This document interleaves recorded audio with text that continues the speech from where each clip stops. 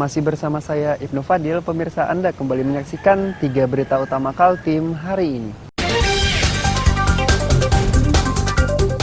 Perkara bocah meminum air dari botol bekas isap sabu-sabu di Samarinda masih berlanjut.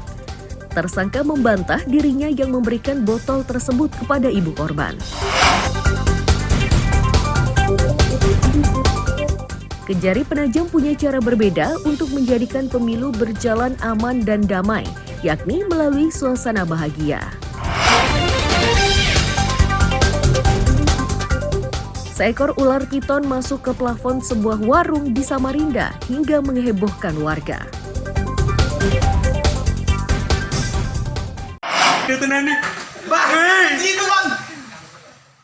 Seekor ular piton kedapatan bersembunyi di plafon warung makan Jalan Gunung Arjuna, Samarinda, Rabu malam. Upaya menangkapnya tidak berjalan mudah karena ular tersebut melawan.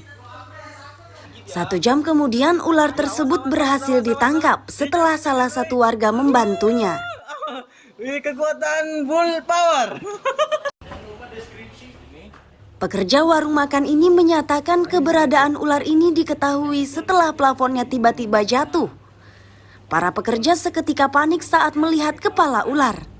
Kira memang ini sudah rapuh memang. Ini apa namanya, di atas itu kan plafonnya roboh tuh. Nah terus kirain apa, nggak tahu kan. Pas saya senterin kok kayak badannya ular gitu loh. Nah mungkin halusinasi aja gitu kan.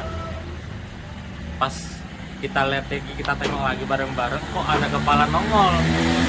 Nah terus sudah nih ular nih naik dia ke atas. Nah taunya kita di sini nggak ada yang berani nangkap. Datang teman saya ngantar ayam ke sini, pas dia ngantar ke sini baru kepikiran, oh ini anak ini bisa nangkap ular kan gitu kan. Ya bisa kan nangkap ular di atas itu. Dengan sigapnya langsung dijebolnya semua plafon itu sama dia. Temennya tadi. Terus dia jebol. Sudah dijebol, ditangkaplah sudah ularnya tadi tuh.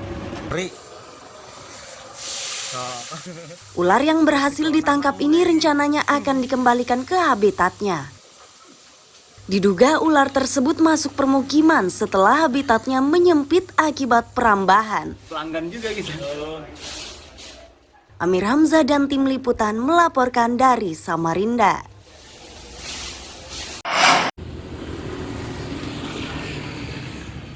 Capaian imunisasi rubella dan tetanus untuk anak usia dini di tahun 2022 belum 100%. Hal tersebut disebabkan karena saat pelaksanaan vaksin beberapa anak tidak sehat dan sebagian terkendala izin dari orang tua. Data di bulan Agustus 2022, imunisasi rubella diberikan kepada murid kelas 1 SD sebanyak 4.789 anak. Imunisasi rubella ini fungsinya mencegah infeksi parah, komplikasi serius yang diakibatkan oleh campak. Di bulan November 2022, murid kelas 2 hingga kelas 5 diberi imunisasi difteria. Total 4.457 anak kelas 2 dan 4.171 anak kelas 5 yang diimunisasi. Vaksin ini untuk mencegah bakteri yang menyerang hidung dan tenggorokan.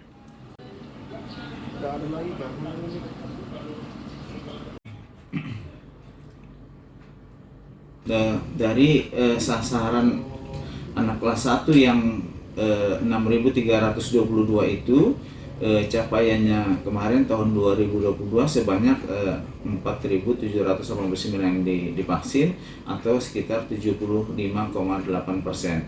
Kemudian untuk anak kelas 2 itu dari 5.827 itu capaiannya kemarin itu 4.457 atau 76,5%, dan untuk anak kelas 5 itu TD itu dari sasaran 5.448 capaiannya 4.171 atau sekitar 76,6%.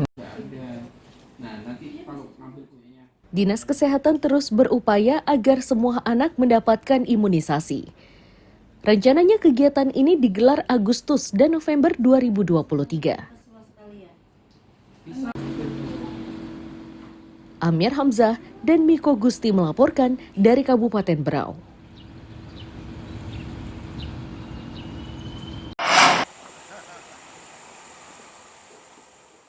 Kedutaan Prancis untuk Indonesia dengan membawa 20 kelompok usaha berkunjung ke ibu kota negara Nusantara di Sepaku, Penajam Pasir Utara, Senin siang. Tujuan mereka yakni untuk melihat potensi yang bisa dikerjakan bersama dan saling menguntungkan.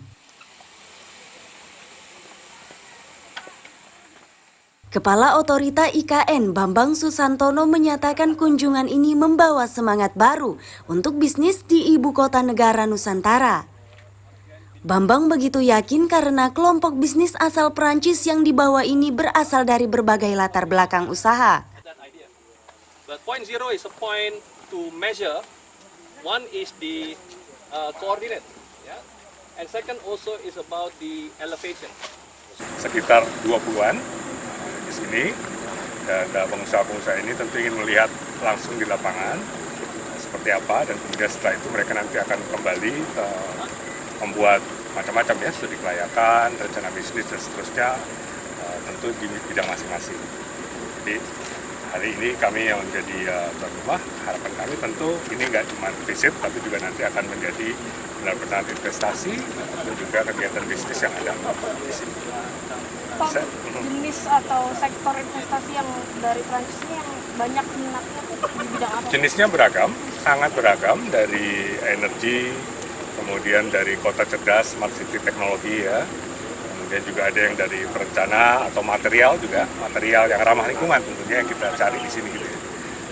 Dan banyak lagi. Saya kira mereka dari semua sisi, tidak hanya investasi dalam rangka menjadi investor, tapi juga menjadi pelaku bisnis. Sepanjang kunjungan, delegasi diajak mengelilingi sejumlah kawasan, mulai titik nol IKN, lahan campuran, lahan hunian pekerja hingga bendungan Semoy di Sepaku. Amir Hamzah dan Riani Mantini melaporkan dari Penajam Pasir Utara.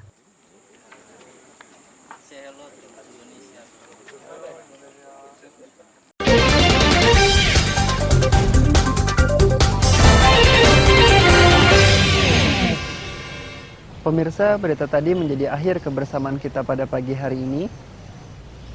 Saya Ibnu Fadil dan tim redaksi pamit undur diri. Selamat pagi, salam sejahtera, dan sampai jumpa.